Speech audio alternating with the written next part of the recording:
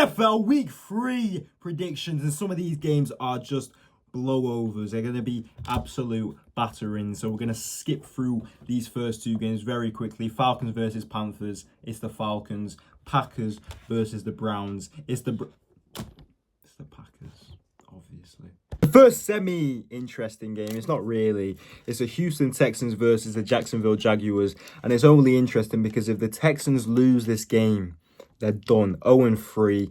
No team is making the playoffs starting 0-3. Never mind challenging, which would have been their expectations coming into the season. So CJ Stroud, you must win this game. Next up is the backup quarterback battle. Is Jake the Boom Browning versus Carson Wentz, the weirdest quarterback in the NFL. He doesn't know what he's going to do, so how the hell do you expect the defense to know what he's going to do? This is going to be a battle of not the quarterbacks. They're irrelevant. Yeah, this is just about whose roster's better, and I trust the Vikings roster more than the Bengals. Next game, Steelers versus Patriots at Foxborough, and the Steelers defense is atrocious. It's terrible. JJ Watt stays like a statue in the same position. It's so easy to read what they're doing and what they're coming at you with. And as for the quarterback battle, Aaron Rodgers versus Drake May, I actually think Drake May is now a better quarterback in 2025 than Aaron Rodgers. I'm not saying he's a better thrower of the ball. No one is. But the NFL is not really about throwing anymore. Yeah, it's about quarterback mobility, and Drake May has got that in abundance. I'm going with the Patriots to upset the Steelers.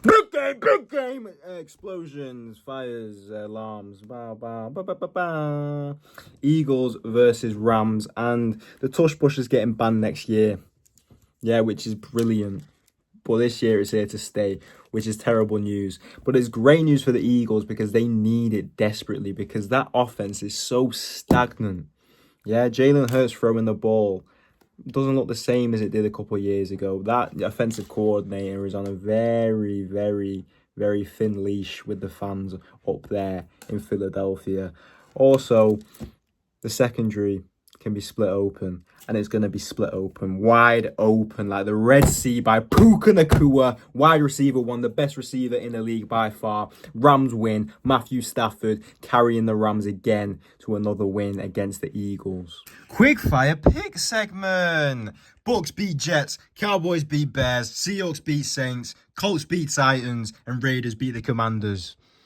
Next up is a matchup in the AFC West, Chargers versus the Broncos, and this is an easy one. As I said in a previous video, the Chargers are a boring team, and boring is brilliant in the NFL. They're just going to grind out wins. They're going to grind you down and win games, because the Broncos have now got a quarterback in Bo Nix that is in his sophomore slump. Oh no. And they're not going to be very good this year.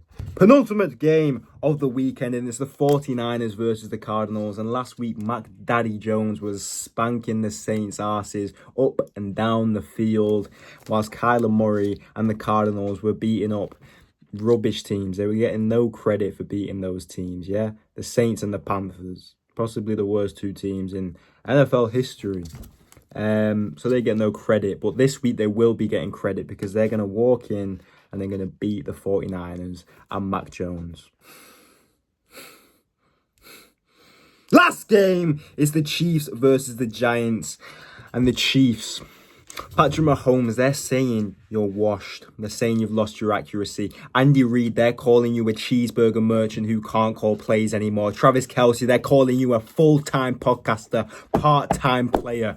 Are you going to sit back and watch your dynasty crumble? Or are you going to walk into MetLife Stadium and take your throne back? These are all things I would say if I was an optimistic Chiefs fan. But I'm a realistic one. The Giants have a better defense. The Giants have a better run game. They have a run game. A recognizable running back who runs for yards. That beats the Chiefs. And Malik Neighbors is better than every single receiving option that the Chiefs have. So the Giants are going to win this game and upset the Chiefs, and the Chiefs dynasty will be officially dead.